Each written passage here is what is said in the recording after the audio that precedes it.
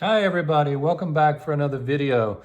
Today I want to talk to you about preparedness. This is something that is an overarching topic for my channel, and I thought it would be interesting today to go back and pull out this old kit. This is something that I received almost 20 years ago, and it has been unopened in my basement, and we've been holding it. And I thought it would be just very interesting to take a look and see what's in this and see how it ages and see just an example of something that you store for a long period of time and whether it's still useful for you.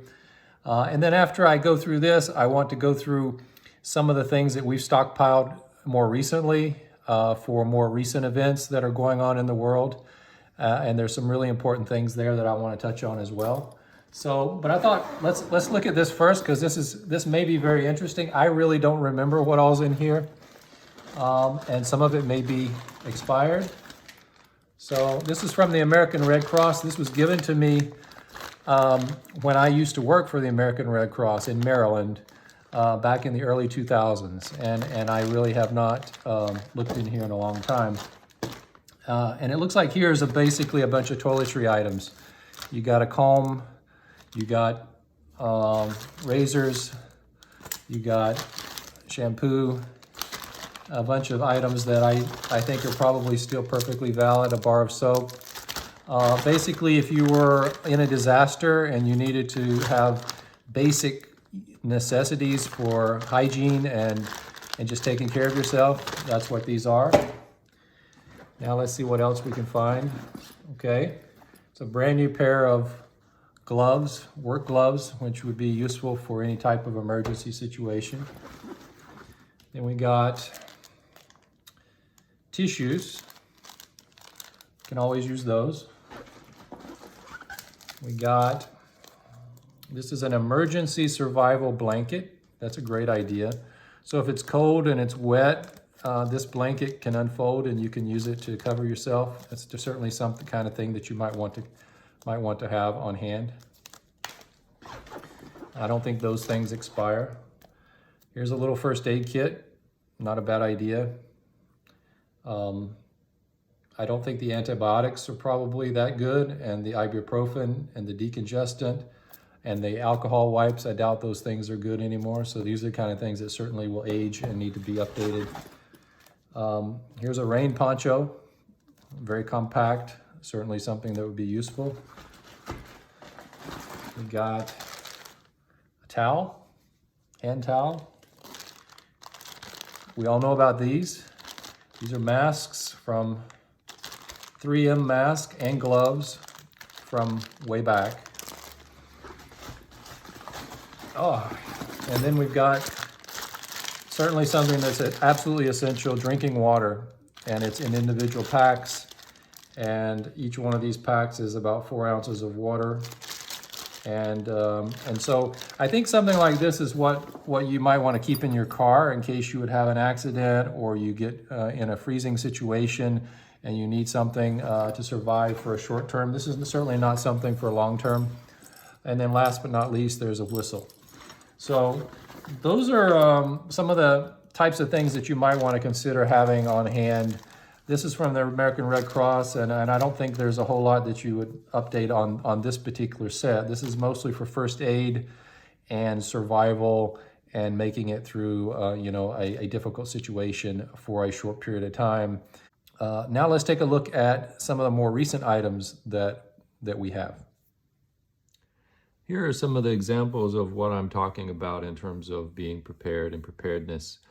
We always prepare with things like Band-Aids and cold medicine and things like that. We have wipes, but we sometimes don't think about other things. And in this day and age, it's getting quite scary out there. So there's a lot of things to consider.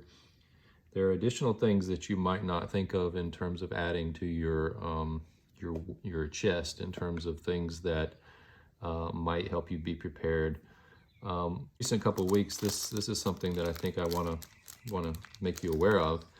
The Iostat potassium iodide tablets. This is something that you don't need to worry about if you're over middle age, but as you're younger, especially in children and pregnant women, this would be a risk if there is any type of nuclear fallout or any type of exposure from a nuclear weapon that might be used. So obviously that's a concern in this day and age. We don't know wherever you are in the world. But the one risk of that is the isotopes, the radioactive isotopes that are in the air. If you can't get down into a basement and you can't seal all the windows and you can't be sealed and avoid breathing the air for a few days after such an incident, but you should be taking a pill like this according to the instructions, but only if your local authorities are telling you you should be taking it, because there is a risk. This is not something that you would ever take just on your own, but it's good to have it as an emergency backup. And it's mostly for children, young adults, because their thyroid is most sensitive to the radioactive iodine, which will over long term can cause cancer.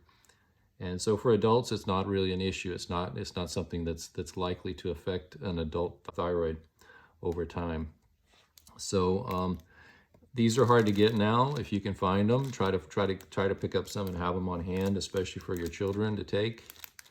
And I think that's a good idea. The other thing is, not all radioactive isotopes are iodine. I mean, that's one of the common ones, but there are others. And one of the simple things that you can take is Tums. These will help prevent uptake into the gut and help, outcompete with the calcium, and the other components here will help outcompete those isotopes from taking up residence in the gut, and can also cause problems. So everyone could stand to have a supply of these as well, and you would just start taking them hand in hand with these, and so these are things that can help. You can read about them online, and there's some more information about that. But everybody should have some sort of backup supplies. We have backup thermometers, we have vitamins, we have all the kinds of things that you can think of that would be useful in case of an emergency, because you can never be too prepared. So I thought it'd be good to come right back where we started this video and wrap things up. And I realized there's one thing that was really missing from this kit. And I found this on the side, and this is a first aid kit, much more detailed. This is the one that has all of your gauze and your Band-Aids and everything that you need. This is a must-have as well, and these sort of go hand in hand. And I think you can never be over-prepared in having these kind of things in hand and available. The other thing that I wanted to add a little bit on what I was talking about earlier with the Iostat pill, the iodine pill, as well as taking other things to try to prevent exposure to radioactive fallout and materials and isotopes that are around for days and weeks beyond some sort of catastrophic event.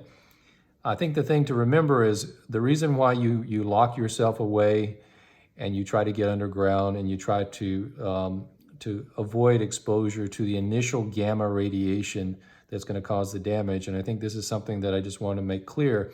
The gamma radiation from the initial blast of a nuclear explosion, that's going to penetrate everything. It's going to penetrate your body. Gamma radiation is what we use in the laboratory. It's what's used in the clinic to irradiate patients who are getting bone marrow transplant. It targets your really sensitive areas like your bone marrow, your GI tract, your hair follicles, all the stem cells in your body that are necessary to turn over and produce tissues very rapidly. Your bone marrow is producing billions of blood cells every day. Your GI tract is producing new epithelial cells every day, and it's constantly turning over. These are very sensitive, and this is where the acute toxicity from the radiation occurs. That's not what we're talking about. So I just wanted to make that distinction. What I'm talking about is after that is gone and you've survived, people that need to live in the area or may have been far away, but they need to come into the area for whatever reason, and they have no other options. These taking something to prevent breathing in and allowing any of these isotopes to come into your body and take up residence.